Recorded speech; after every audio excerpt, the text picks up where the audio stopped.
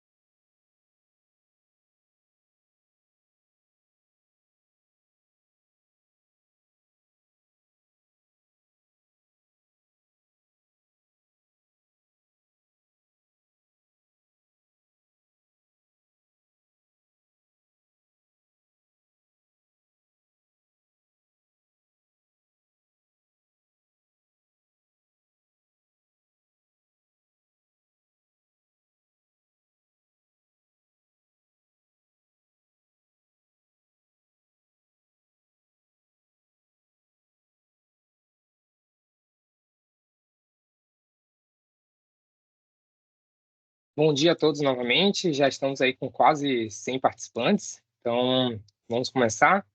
Gostaria de agradecer a todos por participarem, né? Hoje vamos falar um pouco sobre Advanced Analytics e, especificamente, suas aplicações em logística e supply chain. Essa é a nossa terceira parada na jornada Fórum ILUS 2024.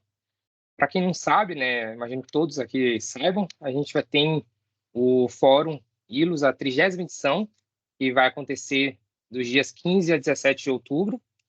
E esse ano, como eu comentei, né, é uma edição especial, né, porque a gente vai estar celebrando 30 anos de fórum.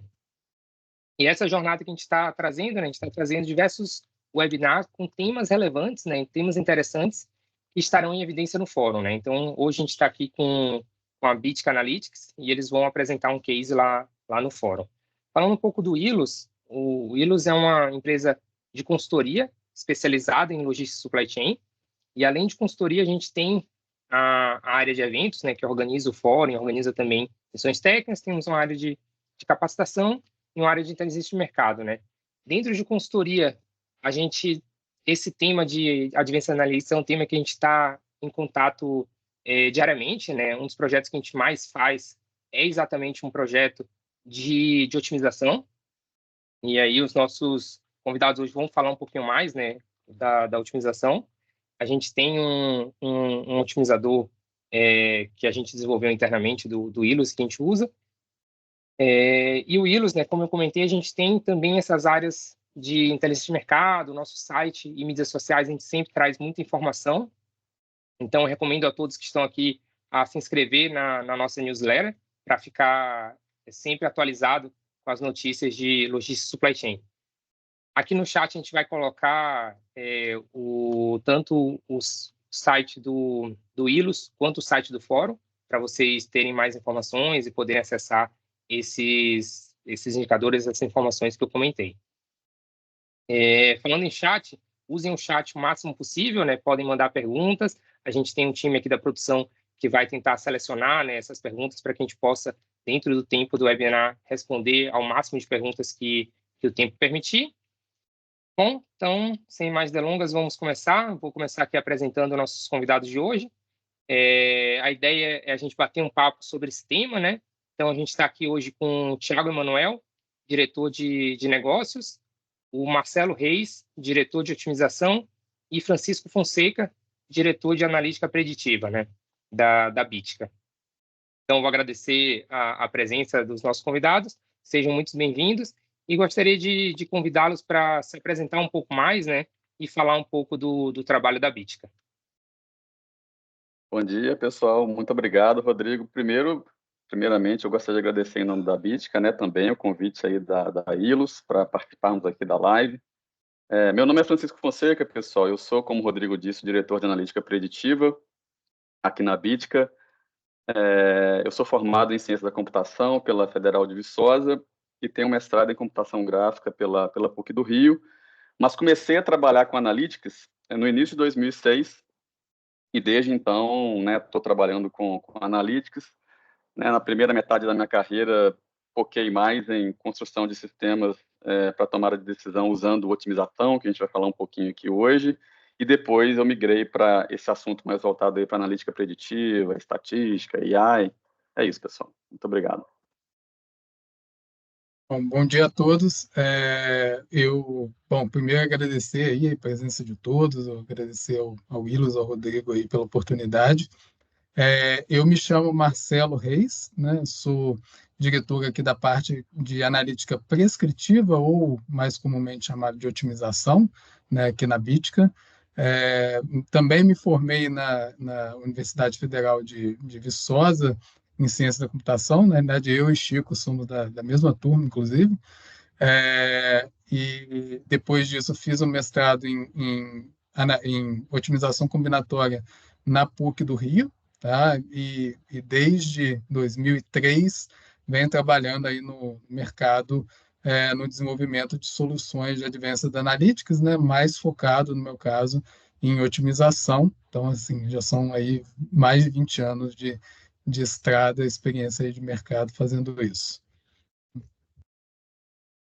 Legal, vou dar continuidade aqui, né? Já seguir agradecendo, né? Todo mundo da Ilus, todo mundo pela oportunidade de estarmos aqui. Meu nome é Thiago, sou diretor de negócios na Bitica, um dos fundadores aqui da empresa, né? Juntamente com o Francisco, Marcelo e outros sócios que nós tivemos. Eu sou também formado pela Universidade Federal de Viçosa, não na mesma turma do Francisco e do Marcelo, né? Vim um pouco depois, vamos colocar assim. Comecei a trabalhar com otimização em 2008. Em 2008, são aí mais de 15 anos trabalhando. Foquei um pouco na parte de desenvolvimento, né, de aplicações de TI. Depois fui para a área de gestão, direção, e por aí a gente vai nesses mais de 15 anos trabalhando com algumas indústrias. Tem um foco bastante grande na parte de mineração. Tá? Vou seguir aqui falando, só seguindo o pedido do Rodrigo, né, de falar um pouquinho sobre a Bitica, né, o que é a Bitica, né? A Bitica é uma empresa de desenvolvimento de sistemas que utilizam Advanced Analytics.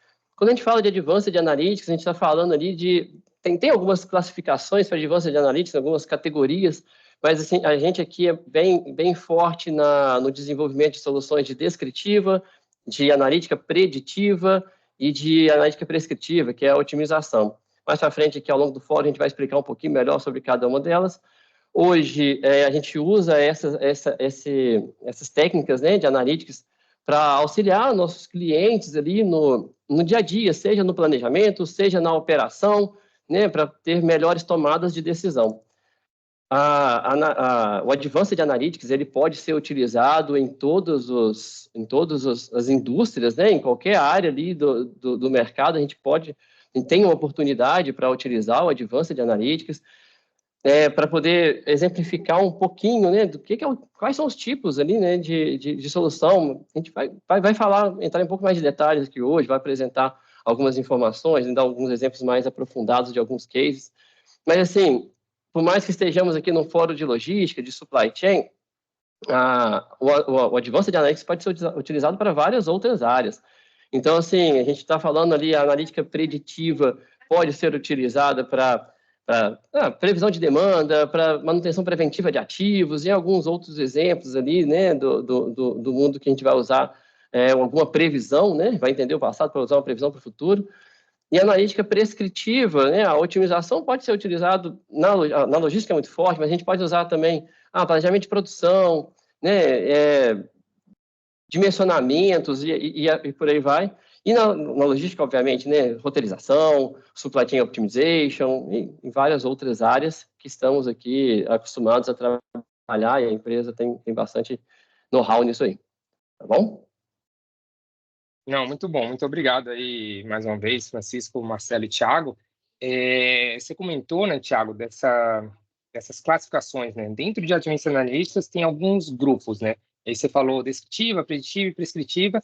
E aí eu queria entender um pouco mais quais são as principais diferenças e quando a gente deve usar cada uma, né? Porque a gente vê muito, né, ultimamente, as empresas querendo falar que tem inteligência artificial, né? Querendo colocar lá no site, colocar com inteligência artificial, com uso de inteligência artificial. Mas muitas vezes a melhor ferramenta não é exatamente a prescritiva, é a preditiva, a descritiva. Então eu queria entender o que é cada uma e quando cada uma faz mais sentido você usar uma, é isso que eu preciso, quando faz mais sentido usar outra. Não, legal. Eu vou pedir o Chico e o Marcelo, que são os diretores dessas torres, que aí ele vai conseguir explicar as diferenças, né? Aí a gente pode deixar isso mais claro para todo mundo. Tá bom? Tá, eu vou começar aqui então, depois eu passo a palavra aí para o Marcelo. Vamos primeiro falar de analítica descritiva de maneira bem simples, né? Assim, a pergunta principal que a analítica descritiva responde é o que aconteceu e às vezes responde também o porquê aconteceu, né? Então, quando é que eu vou usar a analítica descritiva, né? Quando eu quero, eu tenho um conjunto de dados e eu quero resumir uma fotografia do passado, um dado do passado, né? Um resultado de negócio de maneira mais direta, mais simples, né? Através de um dashboard, por exemplo. Então, você usa técnicas de agregação de dados, né? Construção de visualizações, data visualization, para encontrar a melhor maneira de resumir o que aconteceu no passado de uma maneira mais direta e precisa, para nos ajudar a responder o que aconteceu. Na analítica preditiva, a gente já dá um passo além, né? Como o próprio nome já diz, né, a pergunta que ajuda a responder é o que acontecerá. Não somente o que acontecerá, mas também ajuda a responder o porquê aquilo aconteceu, né? Quais foram os fatores mais prováveis que fizeram com que aquilo acontecesse. Então, né, quando eu quero tentar adivinhar, né, o que vai acontecer, prever uma demanda ou prever uma quebra de um equipamento, né, como o Thiago mencionou aí, a gente vai usar a analítica preditiva. Se eu quero entender quais são os fatores que mais influenciaram um determinado fenômeno de interesse, por que a minha demanda aumentou ou reduziu? Foi porque choveu muito, né? Foi porque eu estou numa época em que a sazonalidade me explica que eu vou vender mais, né? A analítica preditiva ajuda também a responder isso. Então, aqui a gente está usando mais a estatística, machine learning, né? As técnicas aqui muito tradicionais aí que a gente escuta falar para ajudar a resolver, mas, obviamente, né, nada aqui é bala de prata, qualquer previsão dessa é sujeita a um erro, né? Você nunca vai acertar perfeitamente tudo, então tem que tomar cuidado com isso. A analítica prescritiva, eu prefiro que o Marcelo explique, que ele conhece muito mais sobre o assunto aí do que eu. Explica aí para a gente, Marcelo. Sim, vamos lá. A analítica prescritiva ou otimização, que eu acho que é o termo mais comum utilizado, né? Ela serve para que você procure fazer o melhor plano possível. Então, na analítica prescritiva, você está preocupado em planejar o futuro, né? O que você vai levar em conta aí? Normalmente, quando você tem um conjunto de ativos, né, sejam eles quais forem, e várias maneiras diferentes de utilizar aqueles ativos, né, em geral, um número potencialmente até mesmo infinito de maneiras diferentes de usar aqueles ativos, e você está buscando atingir alguma função objetivo, então, por exemplo, maximizar o seu lucro, minimizar os seus custos, por exemplo. Nesses casos, são os casos em que você normalmente usa otimização. Tá? Então, um exemplo clássico aí que a gente sempre dá de de problema de otimização é um roteamento de veículos, que é um problema fácil, acho que, de entender, né? Que existe em muitos lugares. Imagina que você tem um conjunto de cargas, né, que você tem que entregar para um conjunto de clientes e você tem um conjunto de veículos para fazer essas entregas. Então, o que você quer fazer é determinar que carga que vai em que veículo e qual a rota que cada veículo vai fazer, de forma a, por exemplo, minimizar o seu custo total de transporte. Então, esse é um exemplo clássico de problema de otimização. E aí você vai, né, além disso, levar em conta também as restrições operacionais que você possa ter aí naquele problema. Então, uma óbvia você tem que respeitar a capacidade do veículo, você pode ter ali horários de funcionamento dos diferentes clientes que você é obrigado a atender, então você tem que respeitar esses horários. E outras coisas mais complicadas. Muitas vezes tem regra de motorista, então lei trabalhista, tudo isso pode ser incluído num modelo de otimização para resolver esse tipo de problema. Esse é um exemplo, mas obviamente aqui, como já foi dito, a gente pode aplicar esse tipo de técnica a qualquer outra área, qualquer outra indústria aí. A questão é realmente avaliar quando cabe o uso de cada uma das técnicas aqui descritas. Eu acho que vocês colocaram muito bem, né, que tem o que cada técnica visa responder, né? Então, o Francisco colocou, né, que a descritiva é o que aconteceu, né? Então, ela descreve, né? Ela mostra bem. A preditiva é o que vai acontecer no futuro, dado o que aconteceu, o que pode acontecer, né? E a prescritiva é interessante que ela, como o Marcelo bem colocou, né? Ela te dá uma prescrição, né? O que eu devo fazer para melhor atender um certo objetivo, né? Com base em uma série de restrições e tudo mais. Aí eu queria tentar pedir um pouco mais para a gente tangibilizar, né? Então, em cases passados, quais benefícios, falando de números, assim, quando a gente fala um problema que vocês comentaram, né, que é bem comum, né, de roteirização. Quando a gente pega uma empresa, talvez algum case que vocês participaram, a roteirização era feita de uma forma mais intuitiva, mais manual, no Excel, por região, mas sem alguma tecnologia, sem o Advanced Analytics por trás. Quando vocês se deparam com um problema desse, o que vocês conseguem trazer? O que vocês veem de resultado normalmente num problema desse, né? É resultado de tempo para decidir rota, é resultado de velocidade, um resultado de fato de veículos a menos, quanto de resultado financeiro também vocês conseguiram observar em um case como esse? Tudo isso junto, né, na realidade, assim, a gente já teve situações, né, em que, primeiro, o cliente muitas vezes gastava muito tempo fazendo o planejamento, que é natural, porque você tem, às vezes, um volume muito grande de dados que você precisa tratar, e ali, né, a grande vantagem de uma máquina é poder fazer aquelas contas ali muito mais rápido do que o ser humano. Mesmo os analistas, né, a gente vê muitas vezes analistas muito experientes e que assim tem realmente fazem uma boa análise das soluções ali que eles estão colocando, mas por mais que eles sejam bons naquilo, eles nunca vão conseguir dar a melhor solução possível, dependendo do volume de dados, né, que é normalmente o que acontece quando você está tratando um problema real. Então, tem esse tempo gasto no planejamento, que aí com uma solução desse tipo, obviamente vai variar com o tamanho do que você está tratando, mas assim, muitas vezes em menos de 10 minutos você já tem uma solução ótima ou muito próxima da melhor possível, tá? O que às vezes a pessoa gastava um dia ou até várias horas ou até um dia inteiro fazendo um planejamento, tá? Além disso, conforme eu disse, né, por mais que ela seja boa fazendo aquilo, ela nunca vai conseguir testar todas as possibilidades. Então, assim, já vimos ganhos aí na ordem de 10, 15%. Obviamente, isso vai variar com o tamanho do problema. Então, quanto mais complexo, maior a tendência a você ter ganho, tá? Porque é muito difícil a pessoa conseguir fazer aquele planejamento olhando o total, né, o ótimo global que a gente costuma dizer, tá? Então esse é outro exemplo de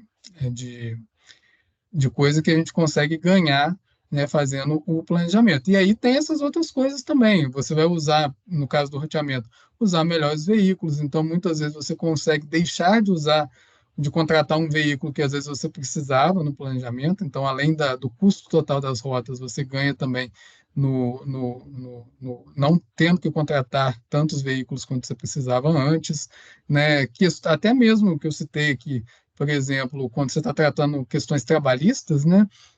Muitas vezes o planejamento que a pessoa faz, até por uma questão de limitação de tempo que ela tem para fazer, poderia cair em alguns casos ali que envolveriam violar alguma regra do tipo, o motorista tem que descansar tanto tempo, no planejamento ele não está considerando. E num otimizador, isso daí está dentro das regras dele, então é muito mais fácil considerar. Então, a chance de você violar esse tipo de coisa é bem menor, né? No caso do otimizador, sendo executado da maneira como ele está pedindo, não vai acontecer, né? Ele está dando a solução correta. É interessante esse ponto que você colocou de entender, né, e fazer essa modelagem de todas as restrições. E aí eu queria entender um pouco mais, você comentou às vezes a solução é minutos, né, para ter a solução. Isso quando ele já está pronto, né, quando ele já está rodando. E normalmente quanto tempo precisa para fazer essa modelagem e colocar todas as restrições, entender tudo, pensando numa jornada completa, né? Então hoje o cliente a empresa ele faz manualmente, tem um analista que faz lá, demora horas, como você falou, às vezes até quase um dia inteiro. E aí, para entrar e trocar por uma otimização, leva quanto tempo para fazer esse start, né, o setup inicial?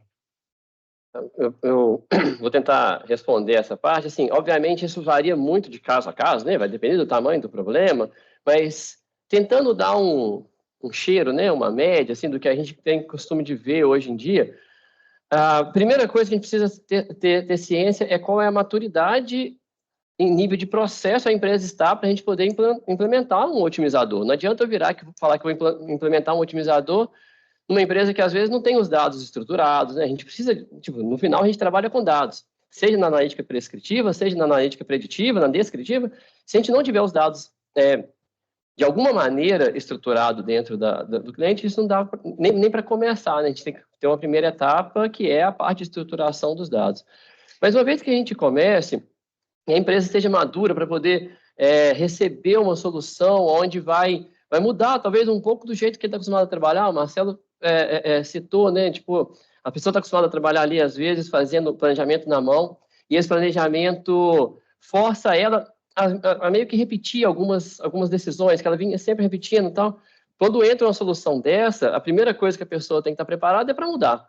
Porque não adianta você imaginar que a gente vai entregar uma solução de otimização e ela vai dar exatamente a mesma coisa que fazia antes. A expectativa é até outra. A expectativa é que a gente faça melhor. E, às vezes, as soluções são contraintuitivas. Então, a empresa tem que estar preparada para isso também. Mas aí, indo direto para a sua pergunta. Normalmente, hoje, assim, a gente, vou pegar o nosso caso, assim, né? Hoje a gente está com um conhecimento bem bom de várias indústrias. Então, é raro a gente chegar numa indústria onde nós nunca ouvimos nem falar sobre o assunto, sabe? Então, assim, com esse conhecimento melhor da indústria, a gente passa ali para um momento de diagnóstico. Esse momento varia ali de 2, 3, 4 semanas, é onde a gente vai entender o macro do problema. Então, a gente pode colocar aí que a gente já tem um mês de trabalho. A gente trabalha de maneira ágil, trabalhamos da maneira ágil. No mundo aqui da otimização, da preditiva, é importante a gente entender um todo antes de partir para qualquer tipo de desenvolvimento. Às vezes, uma mudança de um entendimento que a gente poderia ter pegado lá no início muda completamente a modelagem que a gente está aplicando para resolver aquele problema. Então, assim, se a gente for pensar em um desenvolvimento ágil, a gente tem que primeiro começar com um entendimento do problema como um todo. Se a gente vai gastar ali 3, 4 semanas. E a gente começa com desenvolvimento. Dependendo, se a gente for usar algum produto, a gente consegue acelerar isso, mas em média, uns 3, 4 meses, o cliente já está com uma solução. Essa solução é a final? Muitas vezes não, assim, sabe? A gente vai ter um V0, um MVP ali, para que ele comece a usar, comece a capturar ganhos, comece a dar feedback sobre o que a gente quer, né, resolver daqui para frente. Quando a gente fala que a primeira versão do sistema, ela vem para cortar o mato alto. eu tenho um problema ali, que eu tenho um desafio. Quando a gente resolve esse desafio, sempre vem os desafios que esse desafio mascarava, sabe? Que estão ali, que não era tanto problema, porque aquele ali era o que chamava mais atenção, e isso aí vai ficando evolutivo. A gente comenta que a gente tem, os nossos sistemas estão em evolução contínua, sabe? A gente continuamente está ali com o cliente, ele está vendo a vantagem, isso gera uma outra área que usa o resultado daquela tomada de decisão. Agora começa a querer otimizar dela, e isso vai se alastrando pela empresa. Assim, a gente tem um cliente aqui no Brasil, do setor de mineração, que ele tem, sei lá, vou jogar aqui mais de 20 modelos matemáticos rodando dentro do cliente. Isso aí, ele vai se conectando, um é input para o outro, que é input para outro, sabe? Então, assim, um especializa a decisão mais macro que o outro tem. Então, a empresa vai ganhando maturidade e ela vai evoluindo nesses sistemas. Mas, em linhas gerais, a gente começa a ter solução ali com 4, 5 meses, você já está tendo alguma solução. Isso pode se alongar por 10 anos, né? Se a pessoa quiser ir evoluindo. Tem uns clientes nossos que têm 10 anos evoluindo a mesma ferramenta. Não é porque está 10 anos esperando a ferramenta ficar pronta, não. Desde o início já usa a ferramenta. Só que aí é um módulo novo. Estava num tático, agora vou para o operacional, para um mais curto prazo ainda. E você vai evoluindo ali de acordo com o que vai mudando do mercado, né? De negócios e afins, assim. Beleza? Acho que para complementar um pouco do que o Thiago falou, conectando o que o Marcelo falou lá de benefícios na pergunta anterior, com o que o Thiago falou aqui do esforço necessário, né, para gerar uma solução dessa, apesar, né, é trabalhoso, né, demanda-se um esforço, né, para você construir, né, uma solução, por mais que eu acho que 3, 4 meses aí é um tempo curto, mas uma vez que a gente consegue formalizar esse processo de tomada de decisão, né, que antes era feito lá por uma equipe de pessoas, e aí cada um tem as suas experiências, né, cada um resolve o problema de um jeito.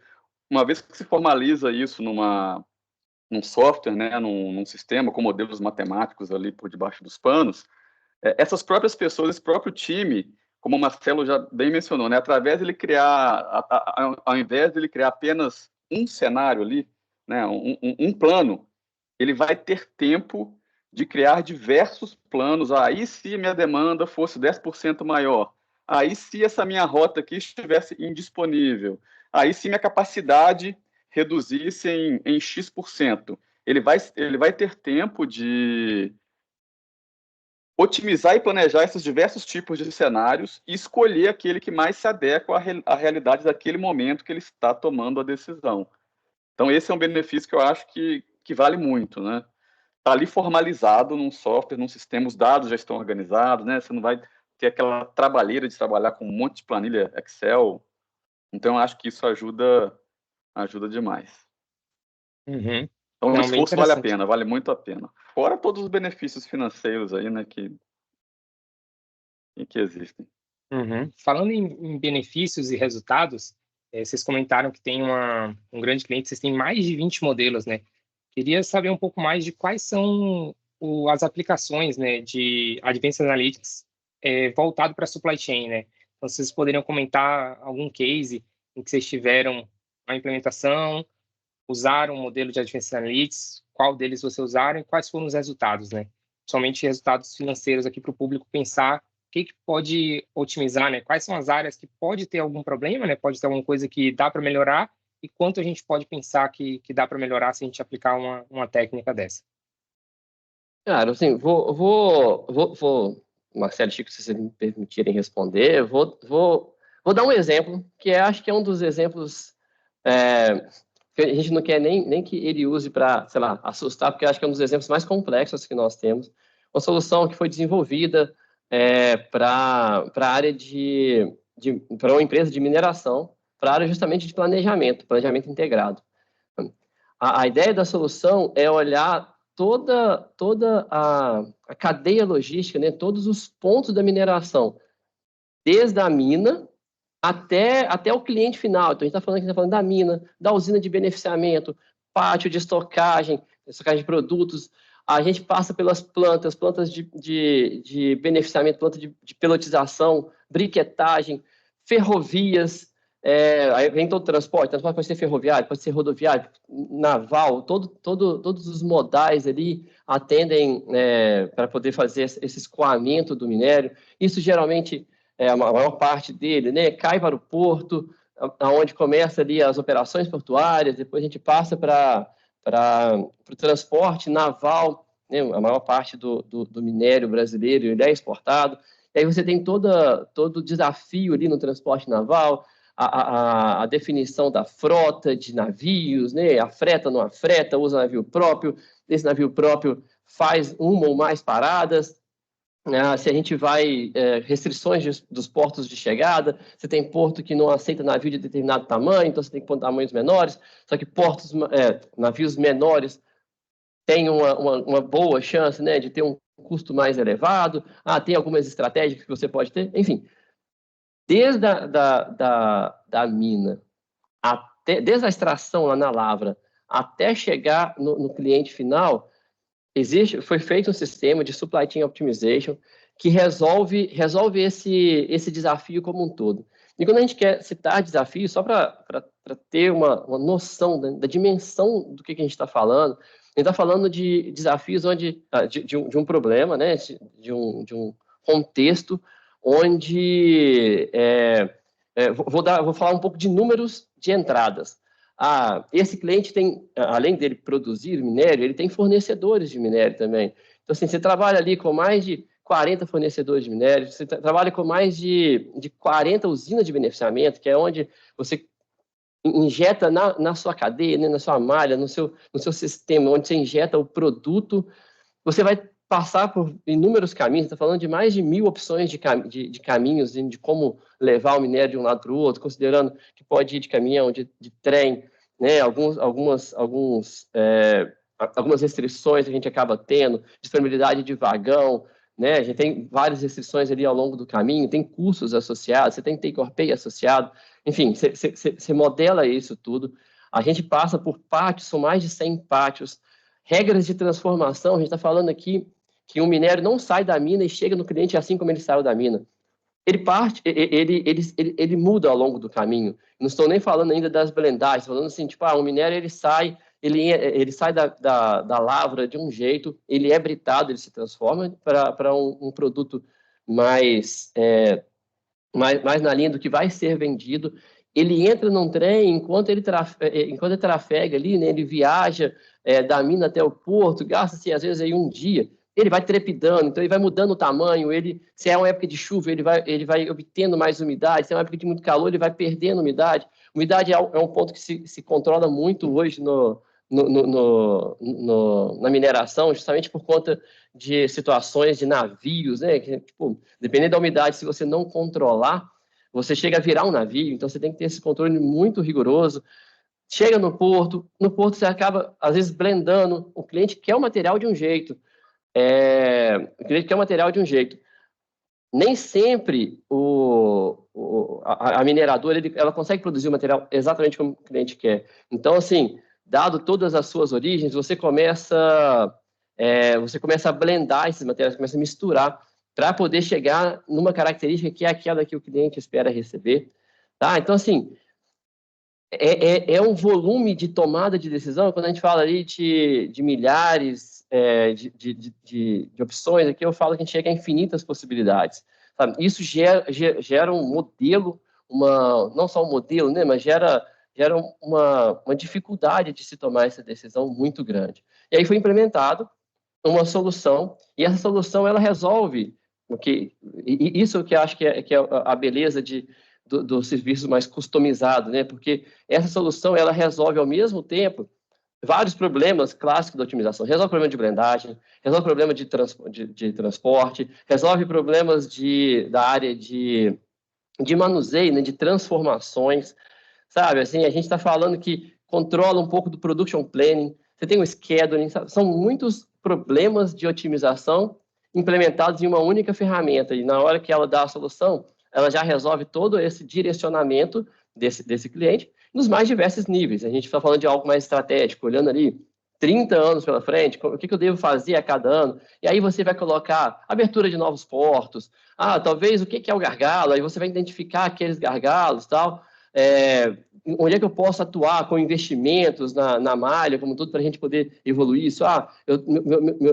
Minha restrição é na ferrovia. Pô, será que dá para construir mais? Será que dá para a gente aumentar uma área de estocagem? Então, assim, são toda análise que a gente pode fazer no nível mais estratégico. A gente tem um tático, que aí a gente está falando ali mais de 24 meses, né, olhando mês a mês, e a gente vai para um operacional, tá falando até 90 dias, dia a dia, aí você já parte do princípio de, eu preciso ter o vagão disponível para poder fazer, sabe, você chega num nível de detalhes muito maiores, obviamente, muito maior, obviamente você reduz o seu horizonte para que você possa até tomar decisão, não faz sentido você tomar decisão diária para um horizonte muito para frente, né, assim, você vai...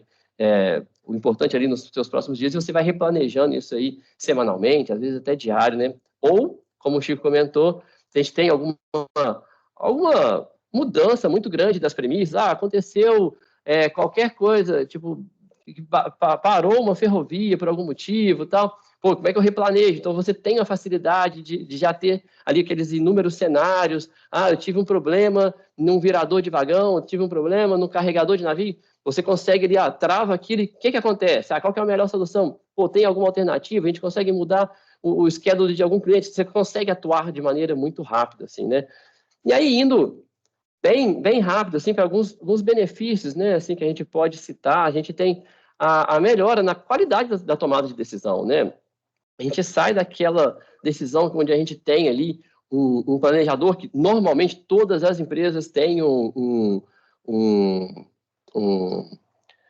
pessoas muito gabaritadas para tomar a decisão, mas está muito na cabeça delas, né? Assim, aí você fica com aquele conhecimento no formato serrote, né, que a gente costuma brincar dentro da empresa. Uma pessoa sabe muito, aí depois ela pode não estar lá mais, aí a empresa perde muito conhecimento.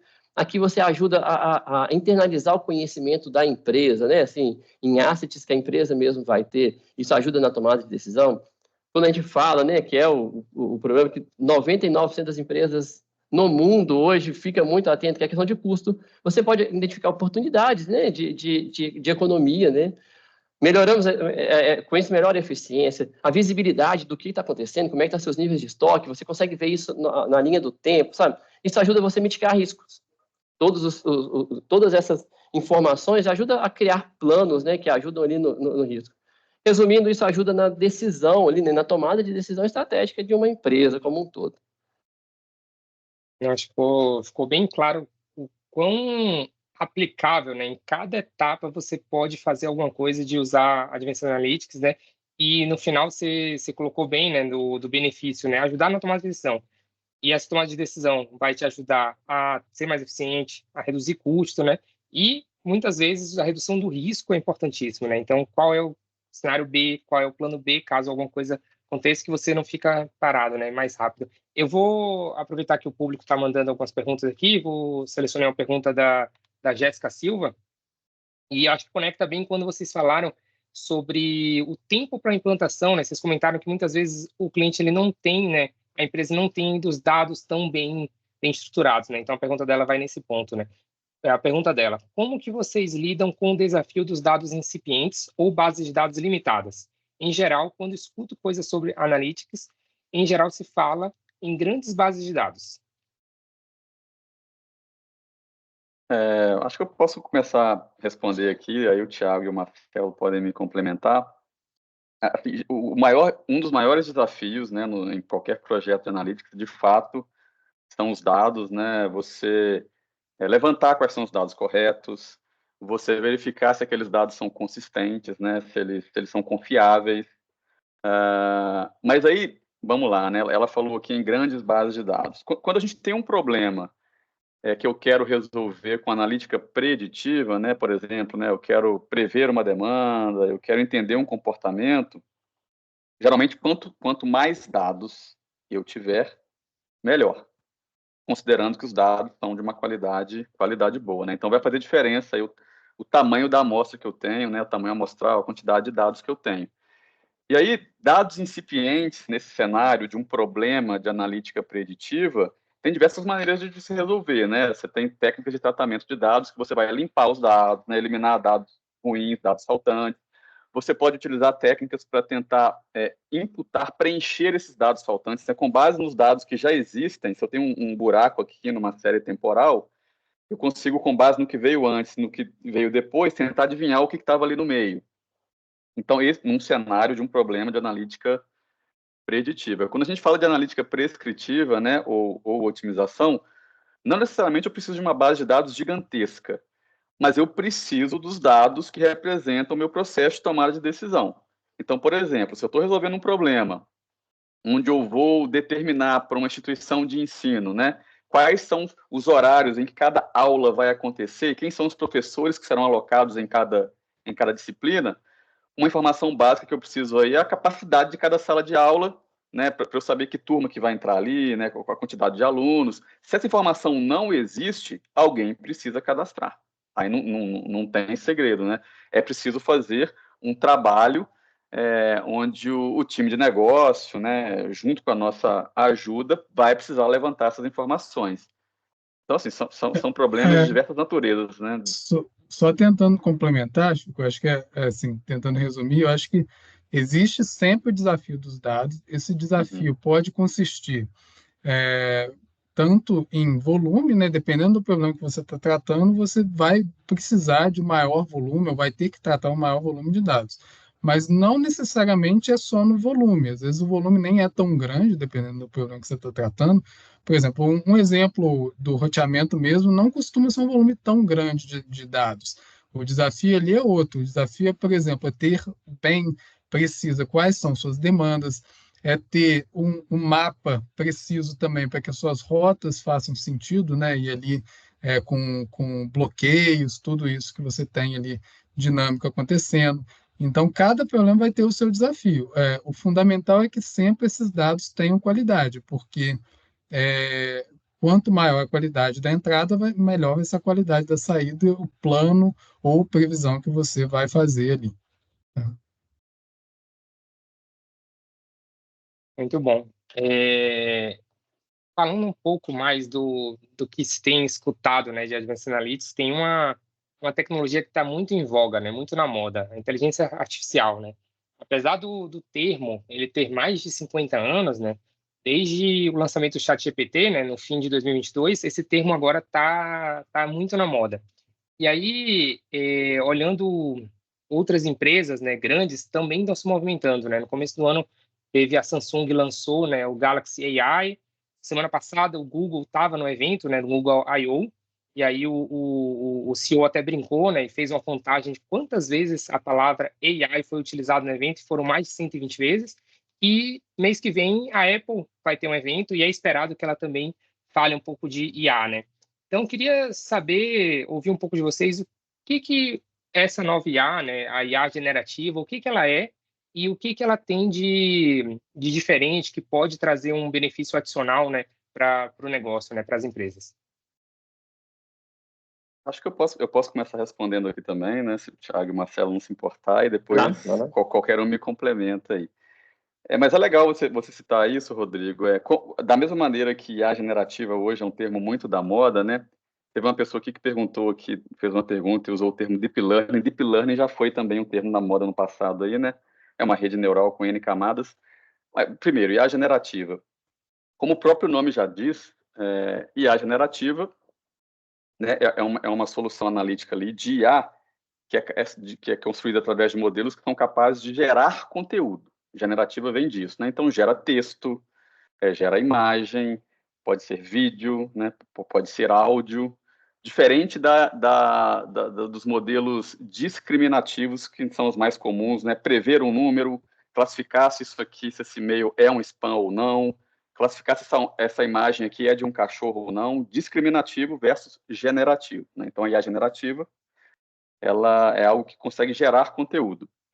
As aplicações mais comuns, né, que a gente escuta falar aí, né, são como você mencionou do ChatGPT aí, né, então é melhorar a interação dos clientes por meio de experiências né, com chat, né, mais aprimoradas, ou utilizar a IA generativa para você ter um grande volume de informação aqui textual, resumir ali o que é mais importante, trazer de maneira resumida o que está ali, ajudar a automatizar, né, tarefas talvez repetitivas, né, automatização, mas como toda tecnologia nova, ela não é perfeita, ela tem os seus problemas, né? A IA generativa, por exemplo, tem aquele problema da alucinação, né? O termo que se usa aí é alucinação, quando o modelo de IA generativa, ele gera uma informação falsa, uma informação que não existe, uma informação incorreta. Então, eu acho que ainda há um caminho, né, a ser percorrido para isso amadurecer. No ano passado, nós até estivemos numa conferência em Chicago da Gurobi, onde se falou em IA generativa, né? Então, um dos usos comuns de IA generativa, por exemplo, mais técnico, gera para mim aqui um código-fonte para eu iniciar uma modelagem preditiva. Ele vai lá e gera um código-fonte, e você dali, a partir daquele ponto inicial, você evolui e constrói o que você quer construir. Então, lá, a gente viu exemplos de gere para mim IA generativa, um modelo matemático que formaliza esse processo de tomada de decisão aqui, que a gente está falando de otimização. Ainda está muito incipiente, ainda está muito aquém, assim, foram gerados resultados muito, muito errados, muito ruins, né? E a IA generativa, ela se baseia em dados ali, né, da internet, dados que estão disponíveis, que já aconteceram. Então, se a gente usa a IA generativa para tomar decisão, tem que tomar um cuidado, porque todos os vieses que foram registrados ali com dados do passado, que a IA generativa aprendeu, eles podem ser repetidos.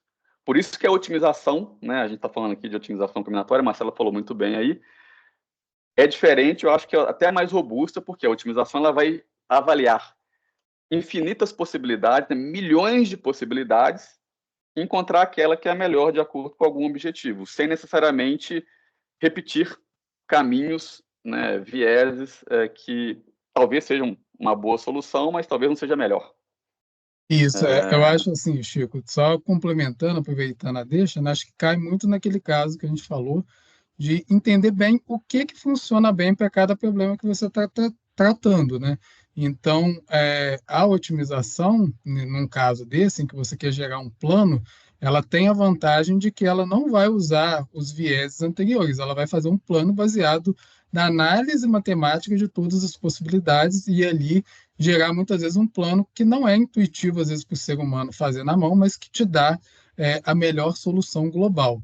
Tá? Isso é uma coisa que acontece. Um outro fator que eu acho que é importante ressaltar também, né, que o Chico comentou, sobre a questão do erro, por mais que a gente diminua o erro da IA generativa, né, e ela vem diminuindo, mesmo que você tenha ali uma precisão de 95%, vamos dizer assim, né, que pode ser considerada uma boa precisão, você errar nesses 5% aí que você tem de chance de erro, vamos dizer assim, dependendo do erro que você comete, pode resultar numa perda gigantesca, até mesmo no fechamento de um negócio. Então, é preciso tomar bastante cuidado na maneira como você utiliza esse tipo de coisa por conta dessa questão aí. Tá? Não é porque o número percentual é pequeno que a perda sua percentual resultante daquele erro vai ser pequena assim também. Tá? Não, perfeito. Acho que ficou bem claro aí. Vocês comentaram ao longo do webinar sobre, acho que o Francisco comentou na resposta dele agora, sobre automatização de alguns processos, e a gente falou também de redução de tempo de analistas, de pessoas. Qual a opinião da Bítica, né, um tema talvez mais polêmico, em relação ao risco de redução, né, de canibalização de empregos, né, de tarefas hoje exercidas por humanos, né, serem substituídas com o futuro, né, talvez não esteja no momento, mas com o futuro proporcionado pelo esse boom da inteligência artificial? Posso tentar responder aqui.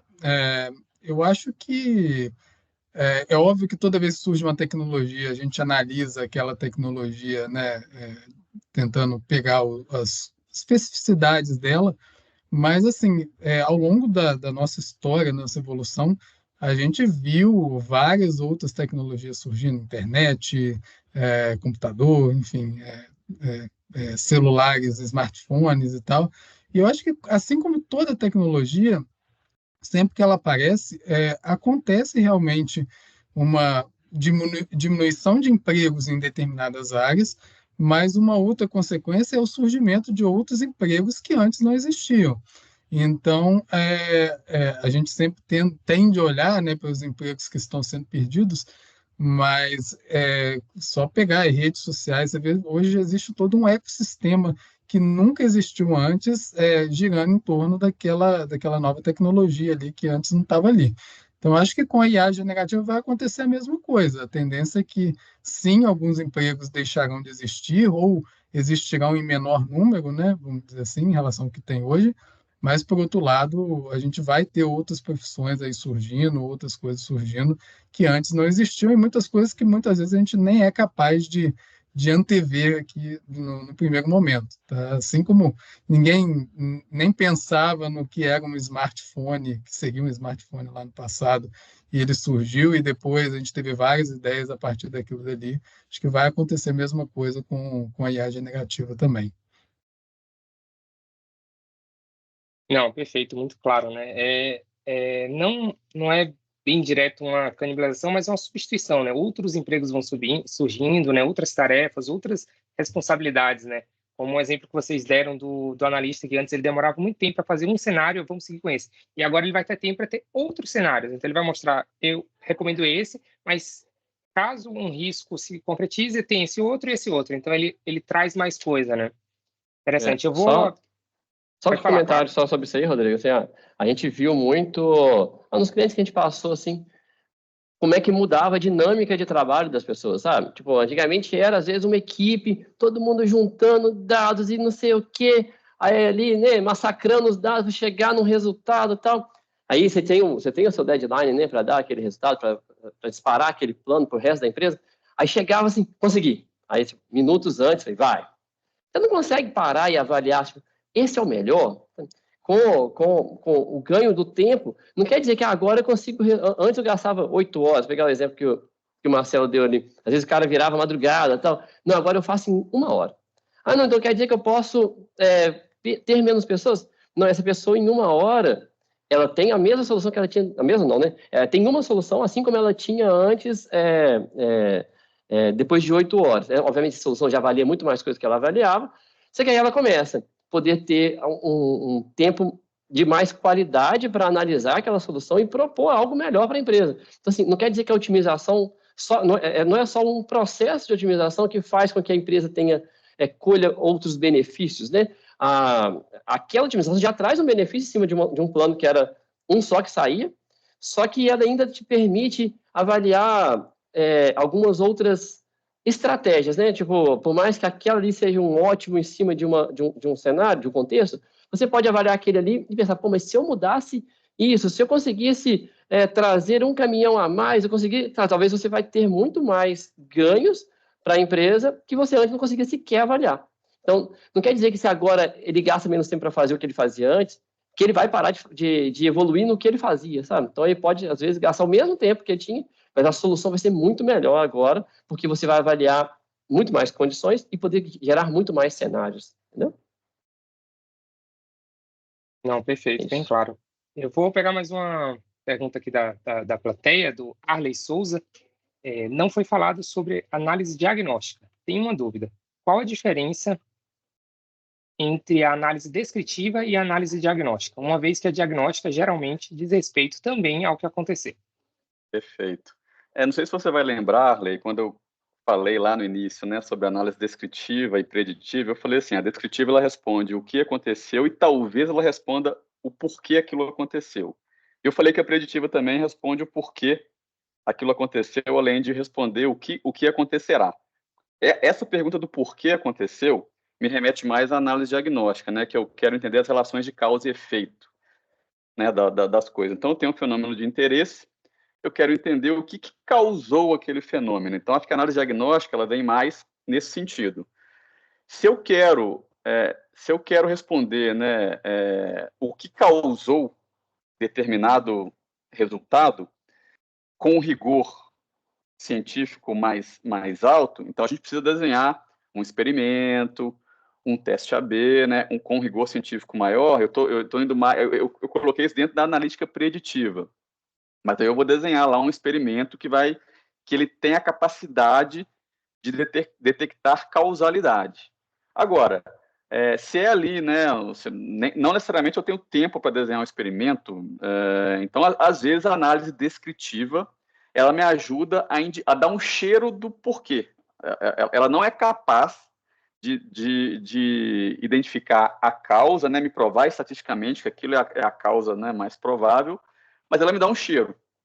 Então, por isso que a gente pode separar a análise diagnóstica também, né, nesse meio aí, mas eu diria que a análise diagnóstica ela está mais aí para entender as relações de causa e efeito entre né, a relação entre as coisas, e aí, de maneira mais rigorosa, é desenho de experimento, design de experimento, teste AB, né, por exemplo. O que costuma acontecer é que tem gente que divide em 4 aí, colocando a diagnóstica a mais e outros ela acaba indo para as outras caixinhas. Então, assim, resumo é esse, né? Mas o Chico citou bem aí, explicou bem a diferença. Não, perfeito. Uma pergunta que bem interessante que a Jéssica colocou é falando um pouco sobre qual é existe algum mínimo, né? Existe um perfil, né? Algum limite de perfil e tamanho da empresa para usar analytics, né? Precisa ser, não, só empresa grande, porque falamos aqui de ter muitos dados. Ou não, empresa pequena também consegue. O que é essencial, né, para uma empresa que uma empresa precisa ter para tirar o maior proveito dessa tecnologia, em termos de pessoas, processos ou problemas que ela enfrenta? Olha, assim, minha opinião, tá? Chico e Marcelo complementem, mas assim, na minha opinião, toda empresa pode utilizar. Obviamente, se a empresa ela tem, sei lá, a tomada de decisão dela é fazer A ou fazer B, não justifica implementar uma solução. Mas às vezes quando você pensa numa tomada de decisão, e essa tomada de decisão não dá tempo de uma pessoa avaliar todas ou muitas possibilidades, já cabe um desenvolvimento de uma solução. Aí o que você vai perceber um pouco mais, assim, de se vale a pena um trabalho mais customizado, ou se vale a pena talvez adotar algum produto, sabe? Assim, existem alguns produtos, a gente também tem alguns produtos aqui de supply chain, de roteirização, que ele simplifica a adoção em empresas que talvez não estão no nível, né, de porte, se não porte, a ponto de querer implementar uma especificamente para ela, com todas as restrições. Mas, sim, a tomada de decisão, ela acontece em qualquer business. Qualquer negócio que nós temos tem a tomada de decisão. Se tem alguma tomada de decisão que a pessoa precisa ter e não dá para ela, para um ser humano, avaliar muitas possibilidades, já cabe ao Analytics, entendeu? Assim, tipo, e aí o que vai diferenciar o porte dela para o tipo de solução, o tipo de solução é justamente o porte. Consigo, faz sentido para a gente investir um valor onde eu vou ter ali 99% do problema mapeado? Ou não? Consigo ir para um produto pronto que eu vou endereçar, sei lá, 90%, já me atende? Isso aí vai variar do porte e do quanto que nós temos disposto a investir. Mas toda empresa tem tomada de decisão, então toda empresa cabe Analytics. Eu acho que complementando só o que o Thiago falou, assim, até mesmo fora do mundo das empresas, a gente consegue usar Analytics em outras coisas, né? Então, basicamente, varia mais com detectar o problema e analisar o possível ganho que você vai ter ali, do que com o tamanho da empresa. O tamanho da empresa, obviamente, vai interferir muito no investimento que a empresa consegue fazer num sistema desse tipo, né? E aí esse investimento, ela vai ter que pesar o investimento versus o benefício esperado. Tá? Mas a princípio, em qualquer área aí, qualquer tamanho de empresa, a gente consegue usar esse tipo de técnica, sim. É interessante esse ponto, né? Que mesmo empresas menores, com coisas mais simples, tem como utilizar, né? Tem benefícios a serem colhidos, né? Tem versões mais gerais, né? Não precisa ser algo muito customizado. Vocês comentaram bastante sobre ajudar na tomada de decisão, e o Marcelo falou muito também sobre a questão de não ser intuitivo, né? Às vezes você tem uma solução não intuitiva a um primeiro momento. E aí a pergunta o nome acabou não vindo no chat, está como usuário desconhecido, é exatamente sobre o trade-off, né? Como vocês avaliam o equilíbrio da complexidade do modelo e a interpretabilidade do resultado? Ou seja, essa questão do não intuitivo, né? porque muitas vezes a gente tem um problema do ser uma caixa preta, né? Então, o que ele colocou aqui, né? Como tem sido a adoção de modelos complexos, black box, na tomada de decisão dos times de supply chain. Ou seja, quando vem uma solução não intuitiva, o time olha assim, é isso mesmo? É melhor isso mesmo? Eu acho que quando pelos termos aqui que a pessoa perguntou, né, quando ele fala de modelos black box, a gente está falando de esses modelos mais complexos, tipo redes neurais, Random Forest, XGBoost, onde eles são muito bons para aprender o que aconteceu com os dados, para gerar um resultado com baixo erro, mas se eu quiser interpretar o porquê aquele resultado aconteceu, como é um modelo caixa preta, é difícil abri-lo e entender que o que fez a demanda aumentar foi porque choveu mais, ou porque choveu menos, sei lá, tá? Mas existem técnicas que você pode utilizar para abrir esses modelos caixa preta. Eu acho que a pergunta foi mais nesse sentido, tá, Rodrigo? Pela pergunta que eu estou lendo aqui no chat. Existem técnicas, você pode usar SHAP, pode usar Lime, existem técnicas que nos ajudam a desvendar, a abrir, a entender o que o modelo interpretou ali dos resultados. Mas, de novo, eu acho que isso vai muito de entender a pergunta de negócio que você quer responder. Se o meu cliente quer responder uma pergunta de negócio onde ele está interessado, o mais importante para ele é a acurácia, é acertar na vírgula o que está acontecendo, o modelo caixa preta vai me ajudar muito, porque ele tem uma capacidade muito grande de aprender com os dados. Tem que tomar cuidado porque ele aprende ruído também. Mas, se a minha pergunta de negócio exige eu entender quais são os fatores que influenciam o fenômeno de interesse, eu tenho que tomar cuidado, eu tenho que usar técnicas que me permitam interpretar o que esses modelos aprenderam com os dados. Então, vai muito aí de entender, é sempre o primeiro passo de qualquer problema, entender muito claramente qual é a pergunta de negócio que o meu cliente quer responder. Para depois a gente pensar se é deep learning, se é rede neural, o que quer que seja. Isso, assim, só complementando, que aí o Rodrigo citou a questão que eu tinha comentado de ter aí, às vezes, soluções não intuitivas, né? Quando a gente fala, voltando um pouquinho mais para a otimização, acho que a gente tem também maneiras de conseguir mostrar ali por que aquela solução é melhor e às vezes não é intuitiva, né? Focando ali em determinados tipos de relatório, etc., em que você consegue exibir essa informação de uma maneira clara para o usuário e aí ele consegue vislumbrar por que a solução dele, no final das contas, né, mesmo às vezes parecendo mais intuitiva, não tem o ganho que uma solução otimizada teria, tá? Então, eu acho que tem esse desafio, sim, isso é importante, porque não adianta dar a solução e a pessoa não confiar naquilo dali, mas existem maneiras de trazer isso daí para o usuário de forma mais clara para que ele confie naquilo dali e consiga executar.